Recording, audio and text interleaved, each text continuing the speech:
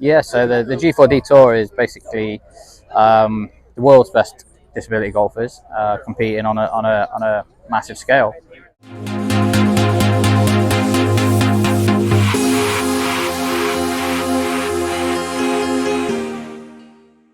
Thank you, Mike. Congratulations again, and thank you all for joining us here. What a great start to what's going to be a great week as we kick off a new era of the Byron Nelson Tournament at the CJ Cup. Byron Nelson starting this Thursday. Thank you all for being here. Personally, I'm a big Dennis Walters fan, World Gift Hall of Famer. Yeah. Now, he tragically suffered, he's a paraplegic, of course, in a golf cart accident. Yeah, he's the gentleman that does the trick shows with his dog. Yeah. He actually was tragically in a golf cart accident. How did you suffer your injury? And talk a little bit about, obviously a major moment in your life. Yeah, so in 2011, I got a broken leg and I got an infection, a thing called streptococcal, which it basically ate all the muscles inside my knee. So they put me in a thing called an Elizarov frame for 2 years. So if you can imagine like a big bicycle wheel, I had 5 of them going down my leg, and I had to stretch my leg basically to where they took the knee out. But 2 years down the road, it didn't work. So sat down with my surgeon and we decided to amputate through the knee. And yeah, that was when my sort of life started then, really, as we are now. Because literally, as that happened, I wasn't in a good place in my life. So golf come along at the right time. So how was your game prior to the accident? I never played. I didn't play golf. I was a motocross rider and a footballer. So yeah, it wasn't a sport of mine.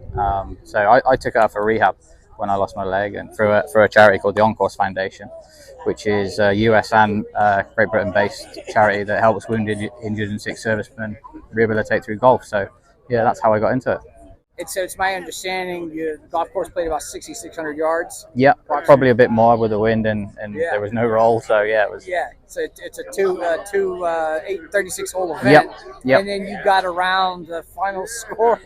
Yeah, I finished level, so I struggled today. So it was, I think I was 1 under, 1 over. So yeah, equal level. Yeah, it was good. That's pretty solid. So what's next for you? So fly back to England. I've got to get ready for the G4D Open, which is at Woburn, which is in a place called Milton Keynes in England, and it's very, very different to this. It's very tree lined, so it's going to be very different, but I'm looking forward to it. So at World's Best Golf Destinations, we cover golf through the lens of a traveling golfer, and you've obviously been able to travel a bit. Here you are in Texas. As a result of the game, where are some of the legendary places that you've been able to see? I'm so lucky to be in the world that I'm in the golf world. I've played everywhere from Australia to America to Italy to Germany to France. I'm so lucky to be able to play all these events, and then with this thing called the Simpson Cup.